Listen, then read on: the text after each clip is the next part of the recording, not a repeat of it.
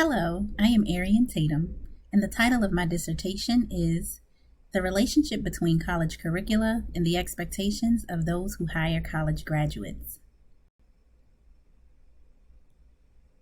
According to the Learning Network in 2019, the American dream is an idiom used by people that dream of having a better life and future for them and those they love. A college education is a way to fulfill that dream for some.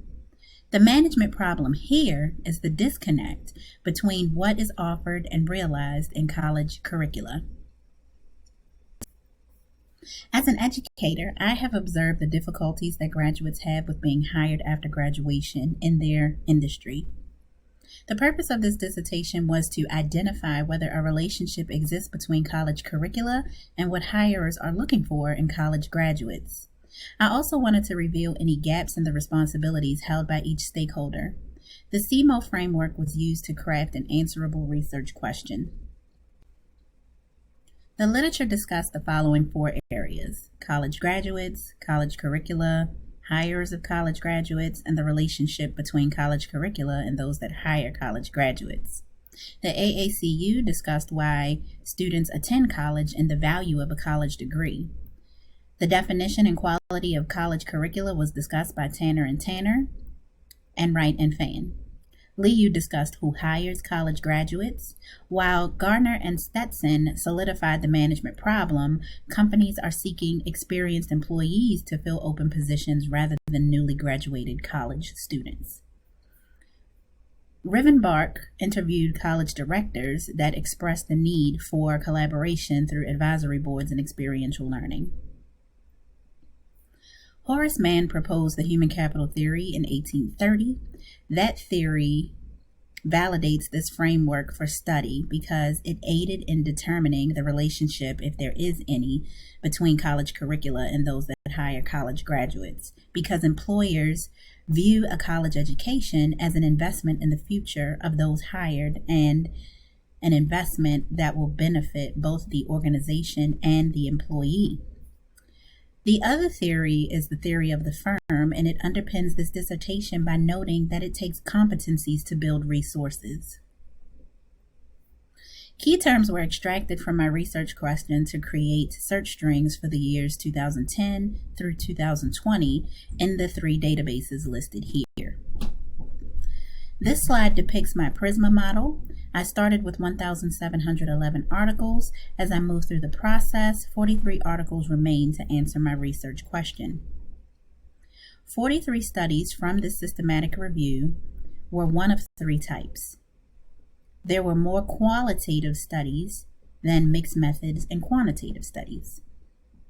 There were 14 countries represented in this study, the largest representation from the United States and the UK. Here are the 20 industries represented in this systematic review.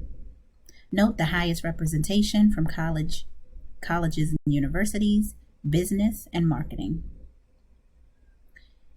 I used Tupupus to perform my quality analysis on the 83 articles, and afterwards, 43 studies remained.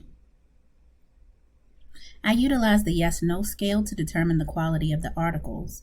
A value of 1 was assigned to articles that met the criteria, and a 0 was assigned to the articles that did not meet the criteria.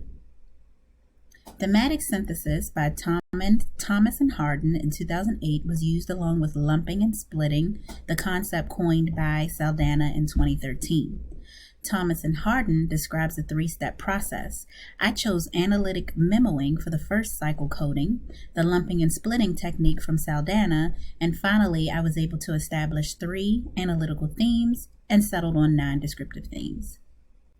Here is my updated conceptual framework. The green and bluish areas represent the current process for students moving through the program with a set curriculum. The curriculum is created by the stakeholders that you'll see in the bullets.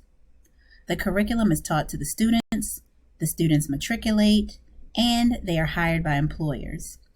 That graduate becomes an asset to themselves, HEIs, and the hirer, which demonstrates the value of the underpinning of the competence-based theory of the firm.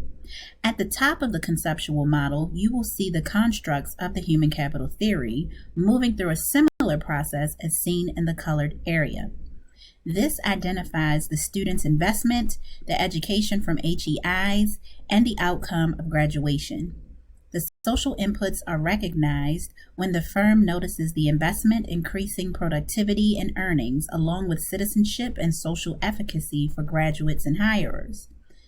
The opportunity for improvement can be seen here with the blue dotted lines, which represent the competence-based theory of the firm's potential for the enhancement of each stakeholder. The first analytical theme developed from the analysis of the 43 articles was college graduates are not being hired. It was found in 19 of the 43 articles. The descriptive themes can be seen here as well. Some of the barriers to hiring college graduates were found to be ill-prepared graduates, college graduates not seen as agile. Fletcher Brown in 2015 coined a term called employagility, which means college graduates should be agile with lifelong learning skills developed through experiential learning. 5 authors directly mention the lack of employability skills as a deterrent for hiring college graduates. Examples of employability skills lacking in college graduates were communication skills, teamwork, professionalism, problem solving, and critical thinking. Industry-specific competencies were found missing from the outdated curricula. According to Ayubi et al. In 2017, Sun and Song in 2018, Quinn and Bizzuto Hollywood in 2019, and Para et al. In 2017, industry competencies and curricular creation should be interrelated. The second finding proved that college graduates are valuable candidates for the workforce. The literature pointed to reasons and benefits for hiring college graduates. During the third pass of coding, the value of both college curricula and college graduates shone through in the systematic review. Chang and Bayard and Parietum in 2019 agreed that universities are a source of human capital and contributed to industries by developing future employees fit for the workforce. Mastata et al. 2013 focused more on sustainability and sustainable development of the business related to education and curricula. Conversely, there were 2 authors, Devins et al. And Singh in 2019 that discussed sustainability creation among HEIs through curricula enhancement. The third and final finding is that stakeholder collaboration increases curricular outcomes. Collette and Ropes in 2015 examined the importance of experiential learning in innovation and commercialization, while Phelan and Mills, along with Quinn and Bizzuto Hollywood and Nat Chen in 2015, explained specific types of uses of experiential learning. Rosenberg, Ropes, and Devins, along with Mastata et al. In 2013, discussed college curriculum and how it could benefit from including insight from industries in the form of competencies that would update and enhance that curricula. In developing curricula, the literature specifically pointed to using university-industry linkages, work-based learning, mentoring and training, advisory boards, and professional guest lecturers. All of this collaboration was proven to be beneficial to the stakeholders. 2 examples of successful partnerships were seen in Finland in a program called Company Clinic, who added learning foundations that were based on principles of learning and developing. Another program is the America Works Act of 2014 here in the United States, which addressed the skills shortage in manufacturing.